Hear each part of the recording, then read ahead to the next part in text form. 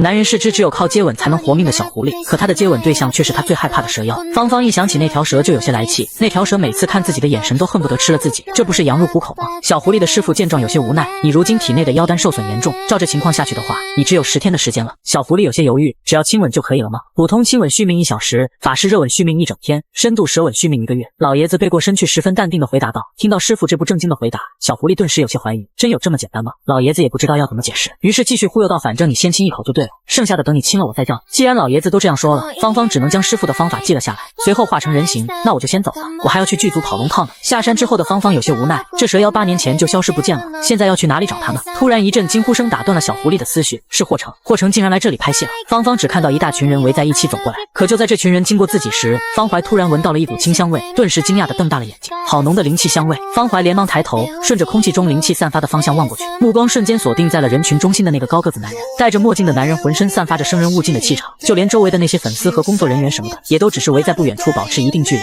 却是不敢主动接近。男人身上的气势实在是太强，可在方怀眼里，那个人就像是一团行走的人形灵气。方怀这辈子都没见过那么多灵气，光是闻到灵气的味道，自己整个人就变得清神气爽起来，现在恨不得凑过去多吸几口灵气就好了。方怀连盒饭都不吃了，就这么眼巴巴地看着那个高个子男人，而男人似乎察觉到了什么，稍稍停下了脚步，朝方怀这边看了一眼。旁边助理注意到男人的动作，也顺着男人的视线望过去，顺口一问，霍哥怎么了？男人准确无误地捕捉到那抹视线，看到一个小龙套捧着盒饭站在台阶边望着自己，模样看起来有些傻乎乎的。没什么，男人很快就收回视线，而在墨镜下，一双漆黑眸子却是一瞬间变成了金色束，看到了一只呆呆的小狐狸。怎么看影帝看傻了？室友过来推了推方怀的肩膀，调侃到，别人都进去，别傻站在这。方怀抱着盒饭坐在一旁，想到刚刚他看到的那个男人，也这才后知后觉地反应过来，原来那是影帝霍成，这还是他第一次碰到霍成本人，没想到对方身上居然那么浓的灵气，修为也肯定特别高啊。方怀想了想，回到了剧组，找了个没人的房间躲进去。没一会，房间的门从里面打开了，不过里面却没有人走出来，反而房门底下露出了一个毛茸茸的小脑袋。一只毛茸茸的白色小狐狸鬼鬼祟祟探出了小脑袋，观察了一下四周，发现剧组里的工作人员忙来忙去的，应该没人注意到自己，于是迅速从房间里溜了出来，朝着隔壁剧组走去。隔壁剧组很忙，而小狐狸的身子又比较小，因此也没人注意到路边一只溜进来的小狐狸。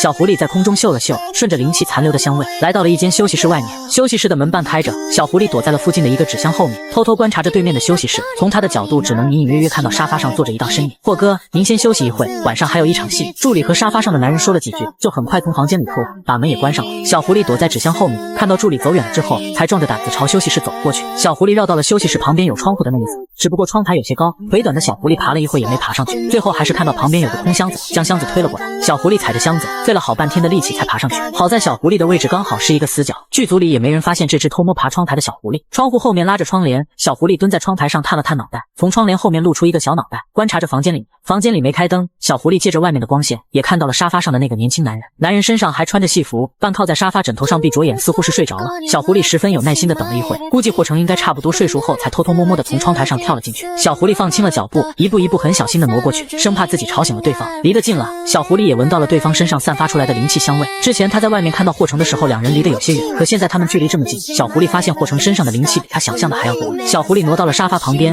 闻着男人身上的灵气香味，有些忍不住想要多靠近对方一点。小狐狸越靠越近，趁着男人还在睡觉，小狐狸干脆又爬到了沙发上，蹲在男人手边，狠狠吸了一口对方身上的灵气，好香啊！小狐狸只感觉自己全身像是泡在灵气温泉里，被灵气香味砸得有些晕乎乎的，光是闻着这个灵气香味就已经很满足了。吸了灵气香味的小狐狸浑身都软下来，忍不住靠在了霍成手边，下意识地蹭了一下。蹭的时候，小狐狸又突然发现霍成手上的温度很低，像冰块一样。这几天温度比较高，白天又要穿那么厚的衣服拍戏，怕热的小狐狸就喜欢这种摸起来冷冰冰的触感，蹭起来特别舒服。再加上霍成手边环绕的灵气香味，小狐狸恨不得抱着这只手睡觉就好。这么想着，小狐狸偷偷伸出爪子，很小心地抱住霍成的手腕，将自己整个身子都埋了上去，怀里抱着冰凉的大冰块，身边还环绕着灵气香味。小狐狸舒服地眯起了眼睛，都有些舍不得放手了。小狐狸抱着霍成的手蹭来蹭去，还不忘偷偷抬起脑袋观察霍成，发现霍成居然还没醒，应该是睡得挺沉的了。于是小狐狸继续抱着那只手，又想到老爷子给的那个续命秘籍，有些纠结要不要找霍成试一试。不过小狐狸还没纠结出一个结果，突然听到外面越来越靠近的脚步声，吓得连忙松开爪子，从沙发上跳下来。脚步声停在了休息室外面，小狐狸迅速朝四周望了一圈，发现休息室里特别干净，也没有可以让它藏身的地方，便迅速跑回到窗户边，从窗户跑出去了。而就在小狐狸离开后，闭着眼靠在沙发上的男人睁开了双眼。与此同时，休息室的房门也从外面打开了，助理走了进来，看到男人睁着眼望着自己，似乎是被自己惊扰醒了。不好意思啊，霍哥，我好像吵醒你了。助理解释着，刚刚上一场的道具忘记拿出去了，他们那边还要用，我过来拿一下。霍成不冷不淡地应了一声，霍哥您继续休息。助理拿完道具了，准备离开，又注意到窗帘似乎被掀起来了一部分，便走过去准备将窗帘拉起来，却看到了窗帘后面敞开一半的窗户。咦，窗户好像忘记关了。助理小声嘀咕，将窗户关了起来，下次不用关窗。男人突然出声，助理一愣，毕竟霍哥以前从来都是关窗拉窗帘，不过还是点了点头，将窗户重新打开。好，男人靠在沙发上半睁着双眼，又突然想到了什么，不紧不慢到放几个箱子到窗户下面。小狐狸从剧组跑出来后，找了个没人的地方变回人形，还有些心有余悸的拍了拍胸口，刚刚差点就被发现了，还好自己跑快，只可惜还没来得及试一下秘籍里的方法。小狐狸也不确定那本续命秘籍到底可不可靠。方怀回到租房里，准备了明天再去找霍成试一试续命秘籍。隔天早上，方怀也是早早的起床去赶龙套。方怀到片场换好衣服，这回他演的是一个书童，不过衣服稍微有点复杂，方怀手忙脚乱的把衣服穿好，突然就又闻到了灵气香味。方怀连忙抬头，远远的看到霍成经过他们剧组。方怀闻着灵气香味就又有些心痒痒的了，那种全身都被灵气包围的舒适感实在是有些容易上瘾，特别是霍成身上的温度还那么低，抱起来特别舒服。于是方怀等到自己的戏拍完后，就又忍不住还是变成原形的去找霍成。这次霍成拍戏的地方稍微有些远，小狐狸在这座古城里绕了好一大圈，才顺着灵气的味道找到了霍成。霍哥，窗户开着就行吗？那我不关了地毯也要放这边吗？霍哥您先休息，我就不打扰了。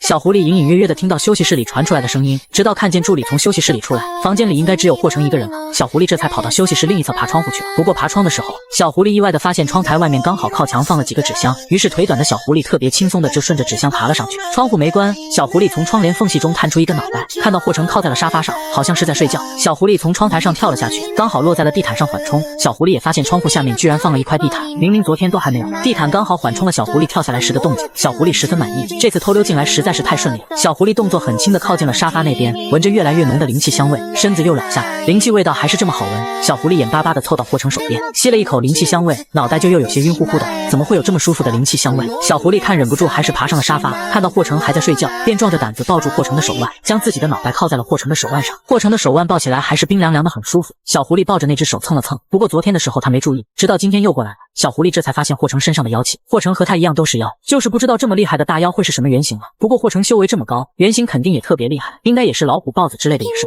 小狐狸忍不住在心里感叹着，一边抱着霍成的手继续蹭。霍成身上的温度实在是太舒服，小狐狸抱着就不愿意松手了。又想起之前组长说只要亲一口就能续命1小时，又没说要亲啊，那他亲一下手背应该也可以续命吧。小狐狸有些犹豫的抬头看了霍成一眼，发现霍成还是闭着眼睛，于是鼓起勇气低头在男人手背上亲了一下。不过小狐狸就只是碰了碰手背，就飞快的抬起脑袋，兴奋的忍不住晃了晃尾巴，就等着灵气进入体内的续命。小狐狸十分乖巧的蹲在旁边，只不过小狐狸等了一会儿，发现体内没有任何变化，它的灵力还是没有增加。小狐狸皱着一张脸，明明他刚才都亲了呀，怎么会没效果呢？会不会是亲的不够？这么想着，小狐狸飞快的又凑过去在霍成手背上亲了亲，不过好像也没起作用。小狐狸有些闷闷的了，不死心的又抱着霍成的手多亲了几下，甚至连手腕周围一圈都亲了一遍，可还是一点用都没有。小狐狸生气了，组长给的什么破秘籍，果然都是假的，假的，他都亲了这么多次了，根本就没用。小狐狸闷闷不乐的将脑袋搭在霍成手腕上，有些无助的烟雾一声，没办法续命，他就只剩下8天活命时间了。小狐狸难过的不行，就连身后蓬松的长尾巴也垂落下来，整只狐有些精神缺缺的。闭着眼靠在沙发上的男人感受到了小狐狸的低落情绪，指尖无意识的动了动。就在男人准备睁开眼时，放在旁边桌上的手机突然收到消息的震动起来，手机连续震动了好几下，在安静的休息室里显得格外突兀。小狐狸顿时清醒过来，怕被发现的连忙松开爪，跳上窗台的又跑出去了。小狐狸跑开了之后，一时有些不知道自己该去哪，只剩下8天他就要死了，那本续命秘籍也是假的。小狐狸越想就越难过，失魂落魄的在古城里找了个角落缩成一团，默默抱紧了自己的尾巴。他要死了，他都亲了霍成啊，怎么就没用呢？方怀又从储物空间拿出了那本续命秘籍钻研起来，可惜他还是看不懂上面的文字，说好的亲一口就能续命，假的。方怀走在路上离开剧组时，一阵风吹了过来，而伴随着热风同时飘散过来的还有一抹若有若无的灵气香味。兴致缺缺的方怀一闻到那抹香味，顿时变得精神起来，顺着香味视线再次望向了隔壁片场。犹豫了一会，方怀还是转身回到剧组，找了个空房间变回本体，顺着灵气找到休息室，熟练的爬到了窗台上。小狐狸偷偷从窗帘后面探出一个脑袋，房间里有一张单人床，霍成躺在床上闭着眼，看样子估计是刚睡下不久，房间里也没其他人。小狐狸耐心的在窗台上等了一会，估摸着霍成差不多应该睡着后，这才从窗台上跳了下去。小狐狸爬到床边，看着霍成搭在床边的一只手，小心翼翼的凑过去，将自己的脑袋搭在了手背上。霍成的手还是那么冰，小狐狸靠在上面蹭了蹭，舒服的眯起了眼，吸了几口着霍成手上的灵气香味。小狐狸抬起脑袋，突然发现霍成胸前的灵气似乎比手上的灵气要浓一点，于是小狐狸探着身子，偷偷摸摸的伸出一只爪子，摸了摸腹肌，肉垫贴在冰冷的皮肤上。小狐狸凑上前吸了一口灵气，心满意足的将脑袋搭在了霍成身上，吸一口，再吸一口，再吸一口。小狐狸吸着灵气，刚开始还特别矜持的只伸了一只爪子，可到最后干脆2只爪子也都伸进了衣服。霍成身上的温度很低，摸起来像冰块一样，又冰又舒服。小狐狸忍不住在霍成身上多摸了几下，怎么这么舒服？小狐狸胆子大了些，身子不知不觉爬到了霍成的身上，将脑袋袋也搭在了霍成胸前靠着，被灵气包围着，小狐狸浑身都有些飘飘然了，甚至都忘记了霍成还在睡觉的事情。一只爪子搭在胸肌上，有一搭没一搭的轻轻按着。小狐狸靠在霍成身上翻了个身，就在准备伸着爪子再摸一下时，自己的小爪子突然被一只手给抓住。摸够了吗？低哑的男声响起，小狐狸下意识的抬头，便看到床上的男人不知道什么时候已经醒来，正似笑非笑的望着自己。小狐狸一惊，被发现了。小狐狸的一只爪子被男人抓着，而另一只爪子还搭在男人胸口。小狐狸默默收回了爪子，抬起身后蓬松的大尾巴来挡住自己的脸，假装自己不存在。他什么都不知道，他只是一只路过的小狐狸。小狐狸十分心虚，甚至不敢抬头看男人一眼，又感觉到一只冰冷的大手落在自己的后背上，忍不住将自己的尾巴抱紧了一点。不摸了。男人嗓音听不出情绪。小狐狸纠结了一会，在蒙混过关和坦白从宽之间，还是选择了后者。对不起，前辈。小狐狸松开了尾巴，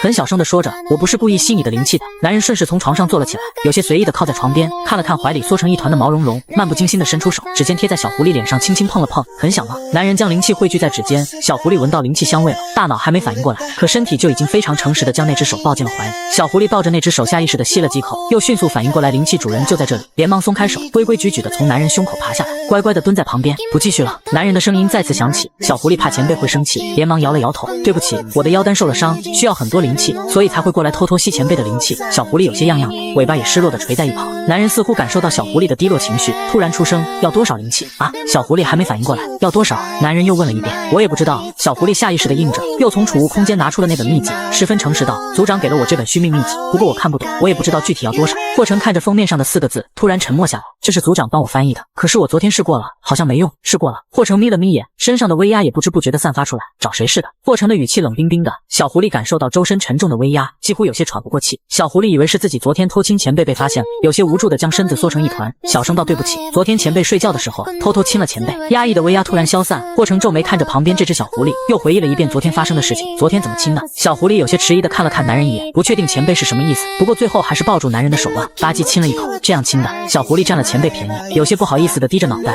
霍成看着这只傻呆呆的小狐狸，轻叹一声，好办会了才出声提醒，姿势错了啊！小狐狸有些懵，变回人形。哦，小狐狸乖乖的变回人形。变回人形的方怀十分温顺，坐在床边，刚想下床就被男人往怀里拉去，随即下一秒，男人有些冷冰冰的唇便吻了上来。与此同时传递过来的还有浓郁的灵气，灵气从嘴唇进入到体内，方怀只感觉身体变得暖洋洋的。灵气，好多灵气。方怀一动也不动的，乖乖的被男人搂在怀里，直到身前的男人结束了这个吻。霍成稍稍低下头，另一手摸到方怀嘴角处轻轻磨蹭，够了吗？方怀还没从刚刚的亲吻中缓和过来，那些吸收的灵气钻入了身体的每一寸角落，方怀都能感觉到自己的身体充满了活力。过了好一会，方怀才反应过来男人刚刚的话，连忙回到谢谢前辈。刚刚霍成给他的那些灵气都够他用好几天了，原来那本续命秘籍是真的，只要亲一口就能活命。方怀又想到自己前辈给自己续命了好几天，又问到我要怎么报答前辈？前辈需要灵图吗？或者签契约？方怀小心翼翼，我可以帮前辈做很多事，不需要。男人的声音依旧有些冷淡。哦，方怀有些失落，也对，像前辈这样的大妖什么都不缺，也看不上像自己这样修为低下的小妖。不过方怀还是非常感谢前辈给了自己灵气，谢谢前辈。方怀还想再说什么，就突然听到休息室的房门被敲响了。霍哥，下一场戏快开始了。助理在门外提醒。方怀也连忙道，那我就不打扰前辈。方怀变回原形，跳到窗台上，离开了休息室。前辈是个好人。小狐狸想了想，毕竟前辈帮自己续了命，自己还是要报答前辈比较好。于是等到晚上方怀回到租房后，就开始在房间里找了起来，从柜子里抱出一坛酒。室友见到了，忍不住出声道，今天是过什么节吗？终于舍得把你的宝贝酒拿出来了，要送人的。方怀将酒坛放到桌上，小心翼翼地擦掉上面沾到的灰尘。送谁啊？都这么久了，你自己都舍不得喝。这坛酒方怀都带过来2年多了，可每回都舍不得喝，就只有过年的时候才会拿出来看几眼。送给方怀张了张口，想了一下自己和前辈的关系，前辈那样的大妖应该算是长辈了，于是说道，送给一个长辈。到了第二天，拍完下午龙套戏份的方怀就变成原形，又去隔壁找霍成去了。小狐狸突然有些犹豫起来，不知道前辈会不会接受他送的桃花酒。小狐狸耷拉着脑袋，突然察觉到一股视线落在自己身上，回头一看，发现身后多了一名短发少女。短发女看到小狐狸这么可爱，顿时心系好乖呀。几个女生围在小狐狸身边，伸手摸了摸小狐狸软软的身子。小狐狸被摸得在椅子上蜷缩成一圈，感觉自己身上的毛都要被摸脱了。不要摸，不要再摸了。无数只手在自己身上摸来摸去，小狐狸放弃了，自暴自弃地将身子缩成一个球。而在不远处的拍摄现场，骑在战马上的大将军远远地看到这一幕，一双黑色眸子微微眯起。小狐狸一动也不动地缩在短发女怀里，就只希望他们能够早点摸够的放过自己。直到某一瞬间，小狐狸感觉到自己身上的那些手突然离开了，四周也似乎变得安静下来，空气中有灵气香味飘散过来。小狐狸察觉到了不对劲，有些疑惑地抬起头，便看到一身战甲的年轻男人在朝这边走来。男人一步一步缓缓走来，朝小狐狸伸出一只手。小狐狸看着那只手，试探着将自己的爪子搭在上面，看到前辈没有拒绝后，便整个身子都顺着那只手爬了上去。霍老师，短发女有些紧张，看到小狐狸主动爬进霍成怀里了，也立马反应过来，连忙道歉，真的不好意思，不知道这是霍老师的宠物。霍成低头看向怀里瑟缩成一团的毛茸茸，不紧不慢地将小狐狸身上被摸乱的毛发重新顺好。小狐狸乖巧温顺地被霍成抱着，直到被霍成带到休息室里后，看到房间里没有其他人，才开口出声道谢谢前辈。小狐狸也知道刚刚是前辈帮了自己，又从储物袋里拿出了桃花酒，我这次过来是想给前辈送礼物。小狐狸将桃花酒放到桌上，看到这个模样有些寒酸的陶瓷酒瓶，总觉得这么寒酸的酒不适合送给前辈。可小狐狸实在是没有适合送前辈的礼物，又怕前辈会嫌弃，小心翼翼解释道是我自己酿的酒，很好喝的。霍成靠在沙发上，随意的应了一声。霍成的声音比较冷淡，小狐狸有些摸不准前辈的意思，毕竟前辈是修为高深的大妖，脾气古怪或者性格高冷什么的也都很正常。小狐狸也不知道要怎么和前辈搭话，又看到前辈身上还穿着盔甲，这么热的天要穿这么厚重，拍完戏了应该会很累，于是说道那我先出去了，不打扰前辈休息，下次不要随便吃别人给的东西。霍成突然出声，小狐狸不知道为什么前辈突然提起这，不过还是老老实实的点了点头。好，说完，小狐狸刚准备离开，就看到前辈俯身朝自己这边凑过来，将一个圆滚滚的东西塞进了自己怀里。霍成回礼，小狐狸一愣，下意识地抱住怀里的东西，闻到灵气的气息了，好奇地低头看了一眼，才发现怀里的居然是一颗灵果，光是闻着气息就能知道灵果的品阶肯定不低。谢谢前辈。小狐狸抱着灵果，仔仔细细地将灵果收好在自己的储物空间里。离开休息室后，小狐狸还忍不住在心里想着，前辈真的是一个很好的大妖，虽然看着有些冷淡，可前辈其实还是很温柔的，都给了他灵果。方怀第二天再去跑龙套的时候，发现前辈没在剧组了。方怀捧着盒饭坐在路边的台阶上，听着不远处两个工作人员的声音，有些忍不住朝隔壁剧组那边望过去。你怎么不吃？室友看到方怀有些走神，推了推方怀的肩膀，胃口不好。方怀下意识的摇头，握着筷子随意的在盒饭里拌了几下。对了，左哥跟你说了吗？下周我们不用来了。说了。方怀叹气一声，这个月又没活了。室友也想起方怀的特殊情况，忍不住道：哎，你说你怎么就得罪太子爷了？不然也不至于现在联系都接不到。方怀不好解释当初的事情，那时候他才刚签约公司，本来是有机会走偶像包装路线，结果一不小心得罪了公司老总的大儿子，就直接被雪藏了。如果不是因为当时签合同时有承诺保底资源，他可能连跑龙套的机会都没有。室友也不知道方怀具体怎么得罪上头，不过还是劝道，如果不是什么大问题，你还是和上头那边服软一下，不然你这合约还有2-3年，又没资源，怎么熬得过去？方怀倒是无所谓了，反正他也活不久了，没资源什么的也已经习惯了。吃完饭后，小狐狸就准备回山上一趟，但小狐狸的不知道的是，黑蛇也回来。独自上山的小狐狸已经回到了自己的小窝里，似乎是因为太久没回窝打理，他的草床变硬了不少。小狐狸就干脆起身到四周找找，准备捡一些干草回来填窝。小狐狸不知不觉朝外围走去，低头捡了几根枯树枝，突然听到身后草丛里似乎传来窸窸窣窣的细小声音，像是有什么东西爬了过去。小狐狸下意识地回头望去，只看到了一大片草丛，什么动静也没有，似乎刚刚的声音就只是自己的错觉。而当小狐狸转身后，一道黑色影子在草丛深处一闪过，小狐狸丝毫没察觉到危险的到来，还在捡着地上散落的树枝。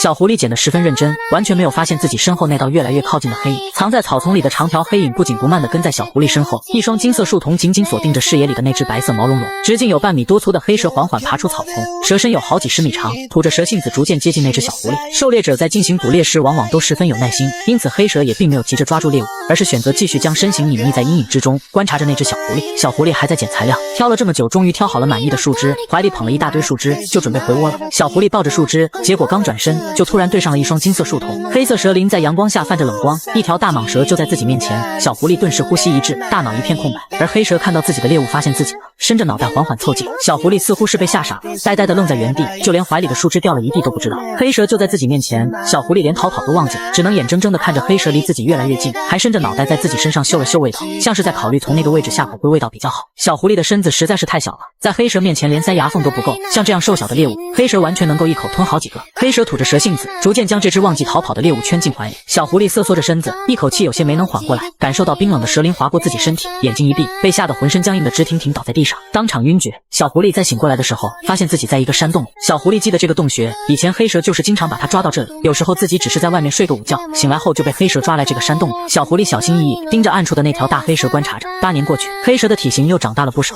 模样也比以前变得更加恐怖了。黑蛇睡得很熟，小狐狸趁着黑蛇还没醒来，贴着石壁，小心翼翼地摸索着朝外走去。眼看着洞穴出口就在前面不远处了，小狐狸一阵欣喜，连忙加快了脚步。可还没来得及走出山洞，忽然身子就腾空起来了。黑蛇出现在小狐狸身后，张开嘴将这只逃跑的小狐狸给叼了起来。黑蛇爬回到洞穴深处，长长的蛇身圈成一团，将小狐狸放回自己怀里。小狐狸烟呜一声，有些无助地蜷缩着身子。小狐狸还记得黑蛇一直都想吃了自己，可能是黑蛇嫌自己身上的肉太少了才没吃自己。可小狐狸还是怕极了这条蛇，明明好不容易熬过那么多年，终于盼到黑蛇离开了，怎么黑蛇就突然回来了？他的噩梦又要开始了。小狐狸越想就越害怕，默默抱紧了自己的尾巴。模样有些可怜兮兮的。黑蛇盯着这只小狐狸看了一会，舌头伸了过来，轻轻碰了碰小狐狸的身子。小狐狸一动也不动的没什么反应，于是黑蛇吐着蛇信子，在小狐狸身上舔了起来。黑蛇舔得很仔细，从小狐狸的脑袋开始舔，来来回回将小狐狸舔了好几遍。小狐狸呜呜咽咽的，这条黑蛇每次都是这样，非要来舔它，大概类似于狩猎者都喜欢在猎物身上留下标记，小狐狸都能感觉到自己身上的毛毛都黏糊糊的缠在一起了。偏偏黑蛇还没停下来，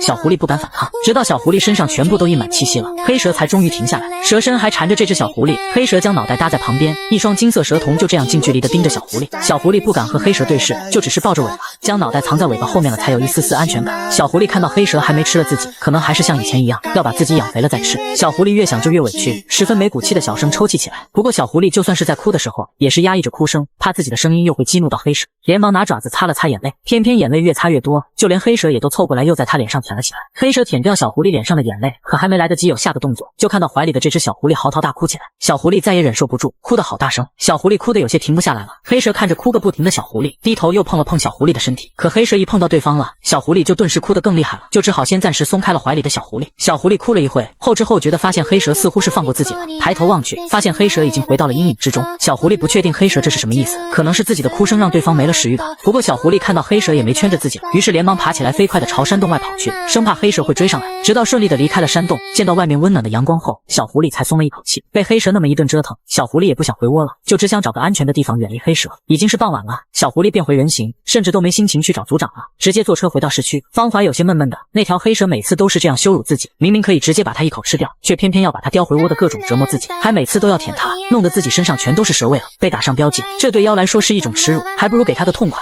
早点吃掉算了。要是它能再强大一点，他一定要把这些烂账都和黑蛇算一遍。方怀暗自下定决心，等到他变厉害的时候，一定要把这些年自己受到过的羞辱，通通都在黑蛇身上找回来。隔天一大早，因为上午没龙套戏份，方怀难得的窝在沙发上偷懒。室友见状顺口问道：“下周想好要怎么办了吗？”还没有。方怀有些精神样样的，他们的龙套戏份就只剩2天了。下周一开始，他又是一个失业游民了。又因为当初和公司签的合约，他们一人不能私下接活，要不然他早就出门找个餐馆什么的洗盘子当服务员去了，1个月的工资也能凑合用了。我听说太子爷这几天回国了，室友凑过来小声道：“你注意一点，万一太子爷心情不好，又拿你说事了。”方怀郁闷，他也没办法呀，得罪了就是得罪了，他这样的小人物还能怎么办？到了下午时，方怀去了剧组，刚好是和女二同一组戏。女二是和方怀一个经纪人，背后有个小金主，脾气比经纪人还要差一点，就连经纪人到了女二面前也只能小心翼翼讨好。经纪人在周围找了一圈，刚好看到不远处在休息的方怀后，将方怀喊过来：“方怀，去热点买杯奶茶。”经纪人对方怀毫不客气，方怀一愣，他这组戏马上就要开拍了，热点的奶茶每次都要排那么久，现在去买的话可能来不及赶上开拍。于是说到左哥，我的戏。不过方怀还没说完，经纪人就不耐烦的打断：“就你那个戏份，少你一个也不碍事，快去！”方怀默不作声的低着头，很快就从外面买了冰水回来。方怀拧开盖子将水递过去，不过刚好金玉在吃一个小蛋糕，顺手将蛋糕先放在腿上，结果伸手接冰水时一下子没拿稳，矿泉水瓶倒在自己身上，连带着蛋糕也一起打翻在腿上了。金玉惊叫一声，连忙站起来，旁边的助理小女生也迅速拿着指示着擦掉金玉衣服上沾到的蛋糕。方怀，经纪人是真的生气了，你故意的是不是？一旁的金玉看着自己裙子上的脏污，皱眉道：“方怀，你让我还怎么拍戏？”小狐狸只是不小心打翻了一块蛋糕，就被男人拖到了40度的高温天气暴晒了3天3夜。此刻的小狐狸已经被高温晒得热晕了过去，而在隔壁拍戏的蛇妖霍成恰巧发现了晕过去的小狐狸。等到小狐狸再醒过来时，发现自己正被前辈抱在怀里。白天怎么晕过去了？霍成问。太热了，小狐狸低着脑袋。怎么不用灵气？霍成皱眉，舍不得用小狐狸脑袋上的2只小耳朵耷拉下来，他的灵气也剩得不多了，顶多也就维持日常的人形状态，根本都舍不得用来挡阳光。已经是第2次听到这个答复的霍成眯了眯眼，指尖不紧不慢地敲着桌子，沉默了好一会，突然出声先变回人形。小狐狸一愣，不过还是乖乖地变回了人形。霍成一手撑在方怀身侧，将压制在体内的灵气稍稍释放出来了一点。方怀闻到灵气香味，忍不住吸了一口，顿时就有些飘飘然了，连霍成的一只手摸到了自己的后领处都没注意到。方怀还在偷偷吸着灵气，又注意到前辈离自己越来越近，可自己又还坐在桌子上不方便，刚想开口，嘴唇就被吻住了。方怀一愣，不过嘴唇上冰冷的触感就只停留了几秒钟，很快的就又结束了。霍成捧着方怀的脸，额头对额头的抵在一起，低哑着声音：“够了吗？”方怀还沉浸在刚刚的那个吻中没缓和过来，刚刚前辈亲他的时候喂了他好多灵气，方怀将那些灵气都收集在自己的腰单里，估算了一下这些灵气，发现前辈亲他2次，灵气够他多活半个月，比秘籍上说的还要有效果。又想到前辈刚刚问他够不够，方怀犹豫了一小会，拉着霍成的衣角，小心翼翼道：“可以再亲一下吗？”方怀有些忐忑，毕竟他已经白拿了前辈那么多灵气，结果现在还这么贪心的想要再亲一下，再亲一下就好了。方怀低着脑袋，也知道自己的要求比较过分，都不敢去看前辈的表情了。霍成没出声，看着面前有些傻乎乎的青年，伸手捧起对方的脸，再一次的吻了上去。一吻结束后，方怀趴在霍成肩上喘着粗气，感觉浑身都软绵绵的，抬不起力气。方怀查看了一下腰单里的灵气，这次深吻的灵气够他用好久了。谢谢前辈。方怀又注意到墙上的时钟显示时间已经到了晚上10点，都这么晚了也不方便再继续打扰前辈，于是说道：“前辈，那我先回去了。”方怀说完，便从霍成怀里起身，准备离开。已经很晚了。霍成出声，重新把人搂进怀里，留下来住一晚，我明天送你。霍成从衣柜里找了一套睡衣，又拿了一条新内裤出来，将衣服递了过去，都是干净的。方怀点了点头，前辈，那晚上我睡哪？霍成抬头望了过来，刚洗完澡的黑发青年身上带着若有若无的沐浴露香味，和我一起。霍成合上笔记本，解释到客房还没打扫。好。方怀点了点头。方怀窝在被子里，一想到自己和前辈躺在同一张床上，就有些紧张起来。前辈，我睡姿可能不会好。没关系。可方怀还是不太放心，怕自己的睡姿会影响到前辈，于是偷偷往外面挪了挪位置，几乎快要挪到床铺边缘了。方怀闭上眼，睡意也很快的涌了上来，迷迷糊糊的睡了过去。不过空调温度还是开得有些低了，方怀睡得半梦半醒时觉得有些冷，忍不住裹紧了被子翻了个身。方怀在被子里缩着身子，没多久就感觉到自己似乎是落进了一个怀抱，只不过那人的怀抱里有些冷冰冰的，冷方怀还不是很清醒，小声的抱怨了一句，又闭上眼着睡了过去。霍成一手贴在方怀后背上轻轻拍着，将自己的体温调高了一点。睡梦中的方怀感受到身旁暖洋洋的热源了，下意识的抱着那个热源蹭了蹭，找了个舒服的姿势抱着热源安心睡觉。等到方怀再醒来，注意到自己的睡姿时，大脑还有一瞬间的茫然，脑袋枕在前辈的胸口，自己的2只手紧紧抱着前辈的腰。方怀十分心虚的松开自己的手，老老实实的回到自己的位置。对不起。方怀有些懊恼，怎么就管不住自己的2只手了？醒了就起床吧，我上午还有一场戏。方怀有些不好意思的点了点头。下车后，方怀一个人慢慢的往片场那边走去，刚好在路上碰到了室友。室友走过来搭着方怀的肩膀，今天是最后一天了。室友忍不住叹气，明天又是无业游民了。方怀也这才想起来，今天就是周日，跑龙套的最后一天，明天开始就没活了。没事，空窗期熬过去就好了。方怀安慰。到了片场，方怀换上戏服去跑龙套。早上时温度还比较凉爽，不过拍戏没一会，温度就开始升高起来了。方怀擦了擦脸上的汗，热得有些难受。又想到昨天前辈给了他好多灵气，于是忍不住偷偷分出了一抹灵气用来防晒，用灵气挡太阳。他可真是一只奢侈的小狐狸。白天的戏份拍完后，方怀换下衣服刚准备离开，忽然就被经纪人喊住，晚上有个饭局，你跟我一起过去。方怀小心翼翼问道，左哥，是什么饭局？我一定要去吗？让你过去你就过去，哪来那么多话？经纪人训斥。方怀没办法，只好先找到室友说一声，就和经纪人一起走了。两人来到了一家酒店，方怀跟着经纪人上楼，来到了一间包厢里，结果一眼就看到了包厢主位上的人，突然就有些后悔自己过来了。太子爷就在这里。方怀不想过来，可来不及离开，自己就被经纪人推着进去了。包厢里来了不少艺人，经纪人带着方怀走过去，换上一副笑脸，笑嘻嘻的和太子爷打招呼，老板，我把人给带过来了。主位上的年轻男人看了一眼经纪人身后的方怀，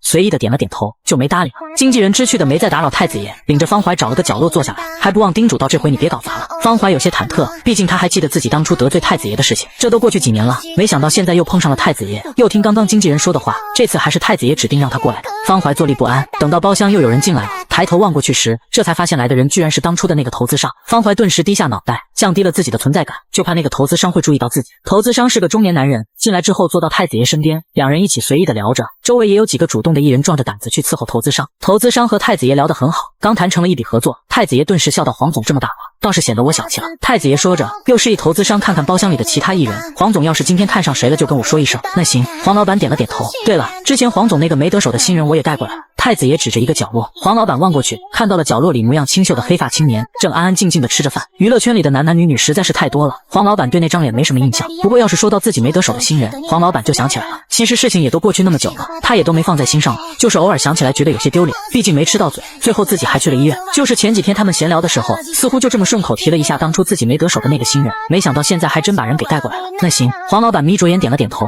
我就不客气了。经纪人就坐在方怀旁边，时时刻刻关注着太子爷那边的动静，也不知道太子爷和黄老板都说了什么。紧接着就看到太子爷朝自己这边望了过来，太子爷朝经纪人使了个眼色，经纪人顿时会意，推了推方怀的肩膀。吃着饭的方怀还有些疑惑的抬起头，看向经纪人，吃，你就知道吃。经纪人压低声音训斥了几句，又催促到赶紧的去给老板和黄总敬酒啊！方怀顿时更加茫然了，下意识的朝主位那边望过去，发现太子爷正望着自己。经纪人已经重新拿了个杯子过来，倒满酒的塞到方怀手里，还愣着干什么？快去啊！方怀端着酒杯，硬着头皮走过去，我敬您一杯。太子爷端着酒杯抿了一小口，看到方怀喝完酒后，笑道，你去陪黄总说说话，给黄总也敬一杯。太子爷重新给方怀的空杯子里倒满酒，方怀没办法，只好又走到黄老板那边，黄总，我敬您。黄老板让身边的人让了一个空位出来，示意方怀坐到自己身边，看着方怀那张略显稚嫩的面孔，笑眯眯的出声问道：多大了？21了。方怀回道。黄老板重新开了一瓶酒，往方怀的杯子里倒。方怀已经喝了2杯了，他不习惯人类世界的烈酒，最多就只能喝几杯，再喝下去的话会难受。黄总，我不太会喝酒。方怀小声道。多练练就好了。黄老板继续灌酒。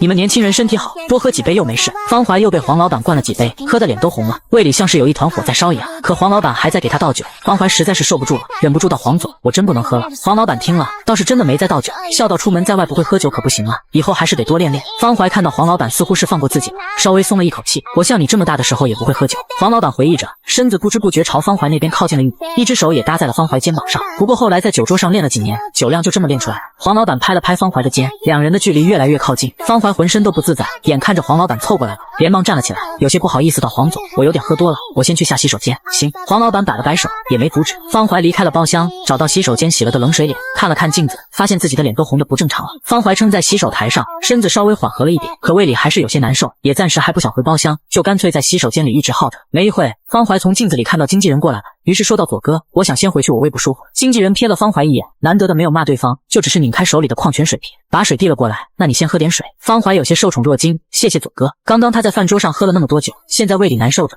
于是便接过水的喝了几口。经纪人看到方怀喝了水，又说到：现在也不早了，我到楼上开了房间，你先上去睡一晚。好。方怀点了点头，跟在经纪人身后往外走。不过有些意外的是，方怀发现经纪人没带自己回包厢跟其他人打声招呼，而是直接往电梯那边走去。左哥，我们就这样走了，不用跟他们说一声吗？方怀问。已经说过了。经纪人不冷不淡。方怀点了点头，站在电梯外面等着，看着显示屏上的数字不断跳动，突然就感觉自己的脑袋有些晕晕的，就连身子也有些站不稳了。方怀连忙扶着墙稳住身子，刚好电梯已经到了。左哥，我头晕。方怀揉了揉额头，连意识都有些模糊不清起来了。经纪人进到电梯里，看到方怀还没进来，也有些没了耐心。快点。方怀察觉到了不对劲，左哥，你给我的那瓶水好像有问题。方怀耗在电梯门口不肯进去，经纪人也干脆拉过方怀的手臂，想把人带进电梯。你就别管了，你先跟我上去。经纪人有些烦躁，好处又不会少了你的。方怀顿时也反应过来了，气道：左哥，我说了我不赔。方怀一鼓作气的挣脱开经纪人的手，连忙朝外面跑去。方怀，经纪人跟在后面跑了过来。方怀用尽全力跑到了楼梯那边，下楼后又在走廊上连忙拐了好几个弯，听着身后经纪人的怒骂声，完全不敢停下来。可这时喝下的迷药已经发挥了作用，方怀只感觉自己的身子越来越沉，估计过不了多久自己就要晕过去了。偏偏自己的修为实在是太低，连迷药都解不开，现在只想找个安全的地方，便回原形的先躲一躲，只要熬过药效就应该好了。方怀这样想着，也不知道自己跑到哪了。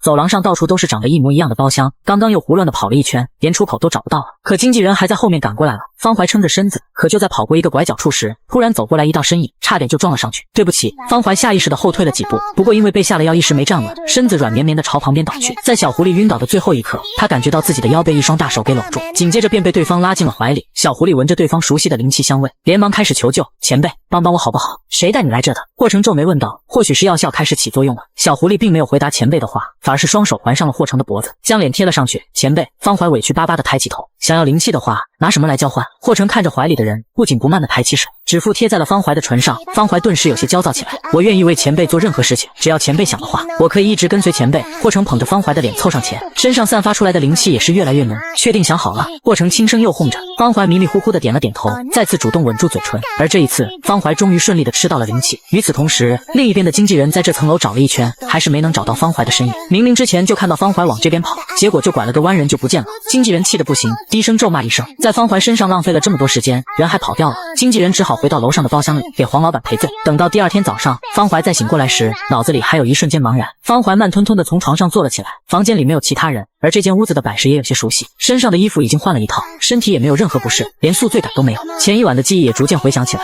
方怀记起自己昨晚是被前辈带回家的。对不起，前辈。方怀有些自责，精神怏怏的低着脑袋，给前辈添麻烦了。不麻烦。霍成靠在椅背上，侧头望着一旁的青年，又问道：还记得昨天说过的话吗？方怀回想了一下，有些想不起来自己昨晚都说了什么。昨天我给你的灵气是要报酬的。霍成不紧不慢的说着。方怀问前辈要什么？只要我有的，我都可以给前辈。不过我现在可能没什么钱，也没什么灵财之类的。方怀有些不好意思，他这么穷酸，可能连前辈的报酬都付不起。我不缺钱，也不缺灵财。霍成缓缓说着，但是缺一个灵宠。霍成朝方怀那边靠过去，一手撑在椅子扶手上，微微俯身。我记得之前你说过，你需要很多灵气。霍成另一手捧着方怀的脸，嘴唇不经意擦过脸颊，低哑着声音：“我可以养你，也可以给你灵气，但是你必须留在我身边做我的灵宠，能做到吗？”灵气香味从霍成身上散发出来，方怀闻着灵气的味道，脑子慢吞吞的有些转不过来了，下意识的点了点头，又后知后觉的反应过来前辈刚刚说的话，问道：“那我要做什么吗？”霍成放到方怀脸上的那只手不知不觉的摸到了后颈处，感受到掌心下温热的皮肤触感，眸子暗了下来。掌心下的青年丝毫没有戒备心，就只是一副傻呆呆的模样，只需要一点灵气就能很容易的将对方拐走。要乖一点，听话一点。霍成磨蹭着青年后颈处的嫩肉，眯了眯眸子，也不能惹我生气，我都听前辈的。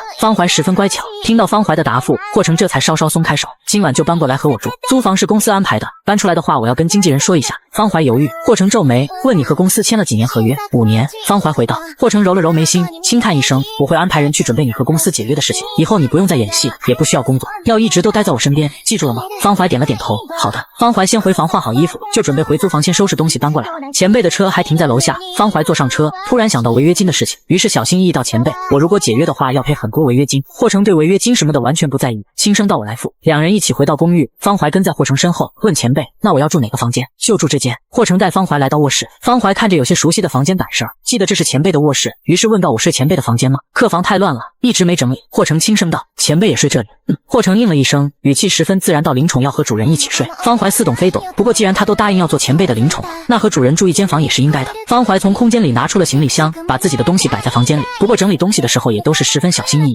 只占一个很小的角落。不过在放衣服的时候，方怀看了看衣柜里的大牌高定，再看了看自己手里的便宜货，还是将衣服放回了行李箱里，就不占用前辈的衣柜了。霍成在一旁看到方怀的动作了，突然出声问到：“衣服有没有什么特别喜欢的牌子？”“没有。”方怀顺口回道。方怀收拾完东西，从行李箱里拿了睡衣，准备去洗澡。“你用这个。”霍成拿了一套新的沐浴露和洗发水过来。方怀也想起自己忘带沐浴露了，将东西接了过来。好，毕竟前辈是大妖，可能有洁癖什么的，不会和别人一起共用沐浴露之类的私人用品。进了浴室，方怀发现前辈家的浴室都很大，就连浴缸也是大的，连2个人都能一起洗。方怀冲了个澡，用沐浴露的时候意外的发现是牛奶香味，味道还挺好闻的，就有些忍不住的多洗了一遍闻香味。等到方怀洗完澡出来时，霍成刚好是在卧室里打电话，明天把最新的那几个系列都买了，尺码我已经发过去了。就都送到公寓挂衣柜里，其他的清单我晚点发给你，就先这样。霍成在电话里和助理交代了几句，挂掉电话后看到方怀了，朝对方伸出手。霍成是坐在床边，方怀乖乖的走过去坐到一旁，喊了一声前辈。霍成看着身旁的青年，又因为是刚洗完澡，水汽气息扑面而来，还夹杂着一丝淡淡的沐浴露香味。霍成抬起手，顺势搭在了方怀的后颈处，轻轻磨蹭，然后俯身吻在对方唇上。霍成明天跟我一起去片场。好。方怀点了点头，前辈，那我先睡了。方怀乖巧地钻进被子里，就只占据了床铺的一个小角落。霍成起身先去洗澡，从浴室出来时就看到床上的青年已经睡着了。霍成躺到旁边，将睡在床铺边缘的方怀轻轻抱进怀里。半梦半醒的方怀似乎被惊扰到了一点，下意识地动了动身子，哼哼唧唧在霍成怀里翻了个身。霍成摸到方怀的后背，轻轻拍了拍，很快就把方怀哄得睡了过去。方怀早上醒来时，看到前辈已经换好了衣服，正靠在沙发上看剧本。方怀没有打扰对方，回房间洗漱好之后，变成圆形的走了出来，慢吞吞地挪到了霍成脚边蹲了下来。小狐狸还记得自己是答应要做前辈的灵宠，灵宠就应该有灵宠的样子，要用原型跟在前辈身边。霍成也注意到了脚边的一团毛茸茸，将小狐狸抱在了怀里。霍成拆了一袋饼干，一边给小狐狸喂吃的，一边继续低头看剧本。没一会，公寓大门那边传来钥匙转动的声音，小狐狸啃着饼干，听到动静后抬头望过去，发现是助理过来了。霍哥，衣服都订好了，不过有些款没货，最快周末的时候会送过来。助理提了几个大袋子放到餐桌上，昨天发的零食清单我都买回来了。小狐狸好奇地望着助理那边，看到助理将袋子里的东西一一拿了出来，发现袋子里放的都是零食。助理整理着零食，将零食分类的放进冰箱里，很快就将冰箱填满了。霍哥，这是杨导那边的新剧本，我也带过来了。助理从背包里拿了一本厚厚的剧本递过来，这才注意到霍成怀里的一团毛茸茸。霍哥养宠物了。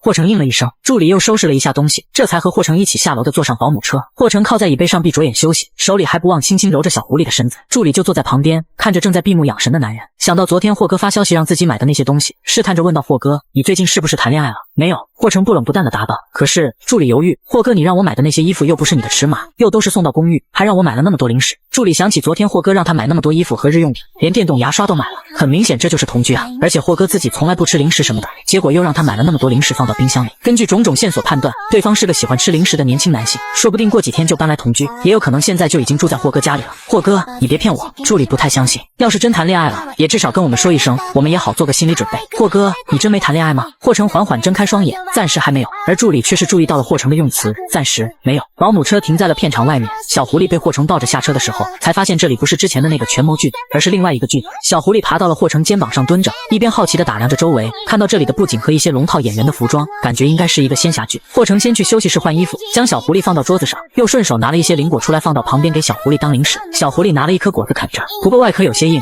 小狐狸有些咬不动，犹豫着要不要让前辈帮一下自己。结果抬起头时，就看到前辈脱掉了上衣。小狐狸有些羡慕地看着前辈的8块腹肌，又摸摸揉了揉自己软软的肚子，要是他也能有腹肌和人鱼线就好了。只可惜当初他化形的时候，化成的人形这么瘦弱，要是能像前辈这样有一具完美的人形身体就好了。没有8块腹肌的人生是不完整的。小狐狸暗暗给自己加油打气，以后一定要多锻炼，争取长得和前辈一样高，身材和前辈一样好。小狐狸还在想着以后要多喝一点牛奶才好，而不远处的霍成已经穿上了礼衣。霍成穿的是一套黑色的长袍，里里外外好几层。小狐狸在一旁等到霍成换完衣服了，才出声道：“前辈，我弄不开。”小狐狸小心翼翼地举着那颗灵果，霍成走过来，就只是轻轻碰了一下灵果，外面一层厚厚的外壳就自动分成2半，露出了里面的果肉。除了小狐狸拿着的那颗灵果，霍成顺便把其他灵果也都弄开了。小狐狸拿着灵果咬了一口，软嫩嫩的果肉吃下去一下子就在嘴里融化了，看起来像果冻，可吃进嘴里就变成了冰激凌一样的口感。乖一点，不要乱跑。霍成揉了揉小狐狸的脑袋，小狐狸点了点头，温顺听话地坐在椅子上。看到霍成进到了片场里开始拍戏，小狐狸待在椅子上看着前辈拍戏，不过看久了就觉得有些无聊，想出去转转。小狐狸走着走着就来到了外面的马路上，走得稍微有些远了。小狐狸刚想转身回去，就突然听到身后不远处传来的对话声：“怎么了？丽丽好像不太配合，都不愿意动，是不是丽丽哪里不舒服？”听到声音，小狐狸随意地朝那边望去，看到马路边一辆保姆车的车门打开着，从小狐狸的视角刚好可以看到几个年轻女生围在门边，而车里的座位上正窝着一只雪白色的小母狐，其中一个女生不断地用手里的食物逗着小母狐，不过小母狐的反应有些冷淡，就只是慵懒地靠在椅背上，蓬松的大尾巴不经意从椅子旁边垂落下来，晃来晃去的。突然，小母狐似乎是注意到小狐狸的视线，隔着不远不近的距离侧过头看了过来，和小狐狸对上了视线。一瞬间，小狐狸再也听不到四周的其他声音，视野里其他景色都变得暗淡起来，唯独那只白色的小母狐在它的世界里是独一无二的存在。看那雪一般的毛发，看那黑宝石一般闪耀的双瞳，看那公主般优雅的姿态，小狐狸只感觉胸腔里的心脏扑通一声。糟糕，是心动的感觉。